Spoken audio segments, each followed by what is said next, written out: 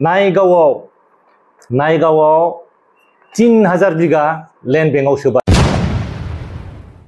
नायगावनि बे बांगालदआ बे बांगालदआव जोंना खेबथाम खेब्रैसो जोंनि बे बर'फ्रा गोदो सावजानाय बुजानाय माबा जानाय नाख्रेबजानाय गामि दरसेल' एसे खम संख्यानि मानसि रामदेवखौ होखारनो हायैनि बा रामदेवनि बे हाखौ केन्सेल खालामनो हायैनि खोथा गैया बेजों एग्रिमेन्ट दं बे एग्रिमेन्टआ जोंनि आखायाव दं दाबो बै समावबो हमगौ एबसुआबो प्रटेस्ट खालामदोंमोन होबथादोंमोन रामदेवनो हा होनो मोना होननानै आग्रामोन गभर्नमेन्टनि दिनाव बेहाय बे समाव जोंना प्रमद सारानो दानि प्रमद सारानो बिथाङानो एबसुनि प्रेसिडेन्टमोन बिथांमोनहा माने लैंड एडभाइजारि बर्ड जनानै एलटमेन्टखौ होबाय बिथांमोनहा एपिडिसिएलनो होदों हय एपिडिसिएलाबो जोंनियाव हा मोननो हाया जों बुंनो हायो 60 दलाव जोंनि जाय मोनथायखौ ट्राइबेल मानसियाल' मोनो बे नन ट्राइबेलफोरनो गोबां हा बिथांमोनहा होबाय दा जोङो आरटिआइ खालामनानै नुबाय बिथांमोनहा गावसोरनो थिग मथे बुंनो हायाखै बिटिआर गभर्नमेन्टआ दा बेखौ जों नुनानै जोङो गोसोआव बिराद आघात मोनबाय बिराद दुखु मोनबाय मोनफ्रोम एसटि एलएसिनि मायाव जों एसटि एलएसिआव जों आरटिआइ खालामदों दिनै इसि मिटिं लानानै नन ट्राइबेलफोरनो हा होनायाव दा नुबाय मा जोङो बिथांमोनहा इसि मिटिं बिदि खालामबाय नन ट्राइबेलफोरनो गोबां होबाय मालगावआवबो 938 बिगा होबाय मालगाव नै बे एसटि एलएसिनि जों पास खालामनाय क'क्राझार सार्कोलनि रेभिनिउ सार्कोलनि 3000 बिगाखौ लैंड बैंक खालामनानै होबाय दा बे लैंड बैंकआव जिहेतु मानसि गैया जोंनि मानसि गैया खालामोबा बाहाय खालामनो हागौ बहायबो माबा मोनसे खालामनो थाखाय षड्यन्त्र खालामनानै जों लादों होननानै जों साननो हायो प्रमद सारानो दानि प्रमद सारानो बिथाङानो एबसुनि प्रेसिडेन्टमोन बिथाङाबो प्रटेस्ट खालामदों खिन्थु दिनै बै समाव रामदेवनिखौ प्रटेस्ट खालामबाय दिनै आदानि आम्बानिखौ नुबाय जे आदानि आम्बानिनो होयोब्ला जों बर' मानसिनो हायानो थांगोन खुलुमनाय थाबाय गासै बर' रायजो राजा आइ आफा बिदा फंबायनिसिम दिनै जों बिसेस बे माखासे हानि आरो जोंनि बे फैगौ इलेक्सननि थाखाय जागोनफोरनि थाखाय जोंनि ट्राइबेल राइट प्रटेक्शन एसोसिएशननिफ्राय सरै बुंनो नागिरदों जे जोंनि बे हा दामाने इलिगेल भाबै एसटि एलएसिआ जोंनि बिटिसिआव इसे मिटिं लानानै जे प्रस्ताब लादों जे बिजिआर पिजिआर आरो जोंनि बे माबायाव कास्टलेण्डआव कास्टलेण्ड होननानै जे बेखौ जोंनि जाय मोनथायखौ ट्राइबेल मानसियाल' मोनो बे नन ट्राइबेलफोरनो गोबां हा बिथांमोनहा होबाय दा बेखौ जों नुनानै जोङो गोसोआव बिराद आघात मोनबाय बिराद दुखु मोनबाय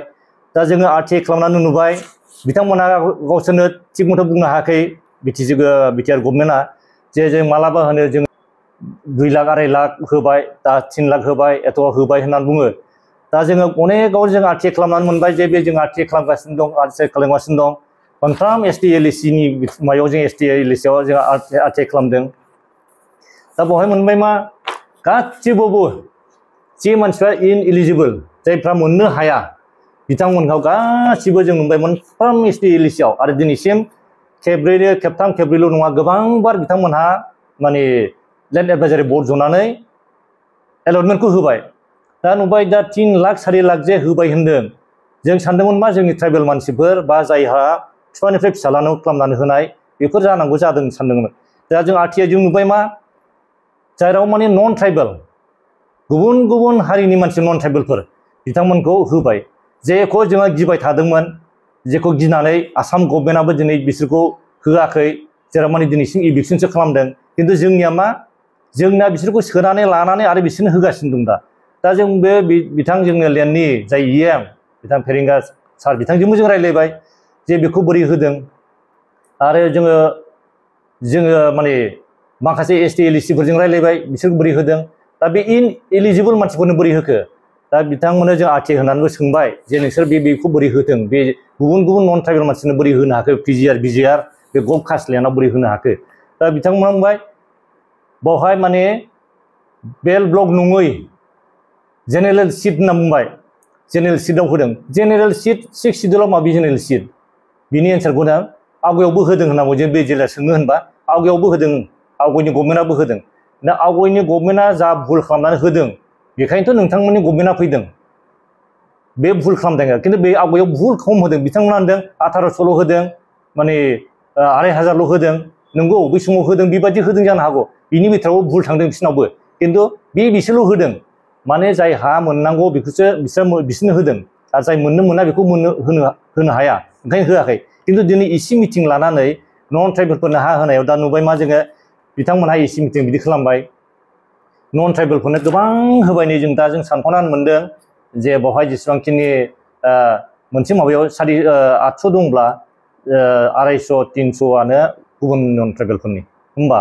दा बेसेबांबा बुरजा जाहैगोन दा जों बिथांमोनहा होनदों दा 3.5 लाख होबाय 4 लाख होबाय होमबा बिनि बिथोराव बै इलिगेलफ्रा बेसेबां हाबखो जों बेखौ नागिरनांगौ आरो बियो दा होदोंब्लाबो जिहेतु बे कनस्टिटिउसनेल नङा बियो जेरैखियाबो केन्सेल थांनांगौ जोंनि हिसाबाव बेखौ होनो मोना आरो बिनि बादैबो बिथांमोनहा आदानि आम्बानिनो बैयाव परबजराव होबाय 3600 होनानै बे जिनिसा गासिबो जोंनि बेल ब्लकआव थानाय मानसि आरो बाहाय जोंनि बर' जोंनि मावनानै जानाय मानसिफोरनि हा खहा जायो दा बेखौ जोङो एसेबाबो होबथानो हाबाय दा बेनिफ्राय सोलायगोन आरो बिनि थाखाय जों आयेननि बेबस्था लागोन होननायाव हिमन्त बिश्व शर्माया मिथिहैदों जे आयेननि बेबस्था लागोन होननायाव बियो बेवहाय खालामनाय जानाय नंला नोंसोर होथ्राब्ला जोङो माबायाव धुबुरी आरो गवालपारायाव लांगोन होनना बुंबाय धुबुरी आरो गवालपारायाव लांगोन होननानै बुंनायनि खारना बेनो जे बे ट्राइबेल 6 सिडुल बिमायाव 6 सिडुलाव होनो हाया बेखौ बियो मिथिगौ जायनि थाखाय जोङो बियो माने पाब्लिकफोरनि धौ बा जोंनि गभर्नमेन्टनि माबायदि होनो हानाय हायै बेखौ नायदोंमोन खिन्थु जों नुबाय मा जेला जों बेखौ बुङो जों आयेननि आश्रय लायदों खिन्थु जों केसखौ होथ'नाय जायाखैमोन खिन्थु जोङो अलरेडि जों खालामजोब्बाय बेखौ हिमन्तआ मिथिहैनानै बुंदों जे धुबुरी गवालपारायाव लांगोन हरेस दा आरो गुबुन जोंनि माखासे मानसिफ्रा दुदुमारि फानिजानि बिथिंजाय लाबोबावगोन होननाय जोङो दा खोनादों आरो दा सार्भे जागासिनो दं खिन्थु बाव नुबावबाय मा जों होनदों जे जायगायाव जुदि होथारनांगौ डेभेलपमेन्ट नाङा नामा होनलायनायाव जों बुंबाय डेभेलपमेन्टखौ नांगौब्लाबो जाहाथे जोंनि मानसिया लस जाया जोंनि ट्राइबेल मानसि जोंनि बर' मानसिया जाहाथे खहा जायाबालानो जों जे जायगायाव मानसि गैया जे जायगायाव आबाद मावनाय गैया बे जायगायाव हो होमबा जों नुबाय मा मालगावआवबो 938 बिगा होबाय मालगाव नै बे एसटि एलएसि निजों पास खालामनाय क'क्राझार सार्कोलनि रेभिनिउ सार्कोलनि बेवहाय मालगावआव 938 बिगा बे दा सापराव होखारबाय थादों सापरजों जोंनि बे बिटिसिआव माखासे बेयाव माखासे बिसिनाव 2,500 बिगा आसामाव खिन्थु जोंनि बिटिसिआव 938 बिगा बे 938 बिगायाव जोंनो मालगावनि रायजोजों रायज्लायहैबाय जे नोंथांमोनहा मा होनो बिनि सायाव बिथांमोनहा होनबाय जे जोंनि हा गामियावबो थाङा ओमफ्राय दुब्लियावबो थाङा खिन्थु बै जायगाया जोंनि बिटिसिनि खिन्थु बाहाय गुबुन हारिफोर दंजोबो बाहाय जों माब्लाबाबो थांनो हाया बिदि बुंनाय जों हगारोबा थिगासे बेहाय हगारजायो होमबा जोंहा बाउन्डारिबो जागोन होननायखाय एग्रि जालायबाय दा होमबालाय सरकारा होयोब्ला जों आपत्ति गैलिया होनना बे गामियाव बुंबाय दा खिन्थु जोंनिखौ ओमफ्राय बै गुबुन हारियासो अपस खालामबाय जे जों बे बिटिसिनि हासो बेखौ जों हगारा होननानै बे गुबुन हारिफ्रासो अपस खालामनानै दा बे जायगायाव दा सुखुवाखसै बेवहायसो जोंना जाथों सानदों हय बेहाय बिसोर गुबुन हारियासो जाहोयैनि प्रस्ताबखौ लाबावबाय जों मिथिदों आवगायाव सार्भे जाखांनानै मोनसे मेप होबाय ओमफ्राय बे मेपआ दा बिसिनि गामिखौ बे गुबुन हारिनि बुंनो हागौ बे बांगालफोर गाहाय बे बांगालफोर दा बिसोरसो प्रटेस्ट खालामहैबाय जे बेखौ लानो नाङा बे बिटिसिनि होननानै दा बेखौ जायाबादि बिसोरनियाव माने बे गामिखौ दानख'बा गैला होमबा माने बिसोरो जोंनाव थाबसिननो मोननाय जाहैबाय आरो बेनि बादैबो दा मा जाखो नायगावआव 3000 बिगा लेन्ड बेंकआव सोबाय बे लेन्ड बेंकआव मानो सोदों बेवहाय जोंनि गामि गैया नायगावनि बे बांगालद'आ बे बांगालद'आव जोंना खेबथाम खेब्रैसो जोंनि बे बर'फ्रा गोदो सावजानाय माबा जानाया नाख्रेबजानाय गामि दरसेल' एसे खम संख्यानि मानसि खिन्थु बेहाय बेसेबांबा 3000 बिगाखौ बै गुबुन हारिफोर दंजोबो फरेस्ट लेन्ड PRF बावहाय बेखौ 3000 बिगाखौ लेन्ड बेंक खालामनानै होबाय दा बे लेन्ड बेंकआव जिहेतु मानसि गैया जोंनि मानसि गैया खालामोबा बाहाय खालामनो हागौ दा ओंखायनो जों बुंदों बे दुदुमारियाव खालामस्लायस्लाय बा बै फानिजानि बा बै परबजराव खालामस्लाय बाहायबो खालामहै नाथाय बेखौ बिदिबा बे हायाव जोंनि मानसि गैयियाव बेखौसो ओरैनो दोनदों बेखौ लेन्ड बेंकआव होमबा निस्सय बाहायबो मोनसे बिस्रा माबा मोनसे माबा लानानै दं बेनि थाखाय बावहायबो माबा मोनसे खालामनो थाखाय षड्यन्त्र खालामनानै जों लादों होननानै जों साननो हायो दा बावहाय जेबो गैया खिन्थु बाहाय खालामोब्ला आपत्ति गैयामोन खिन्थु जेला जों बेयाव आपत्ति खालामो होनब्ला बिथांमोनहा जोंनि जाय आदानि कम्पानिनो होनो नागिरदों बिथांमोना जोंखौ गाज्रि मोनो दा बेवहाय बेबायदि गुबुन हारिनो होनाय इन्डिभिजुवेलावबो जेनेबा साफानोबो बेबायदि एथ'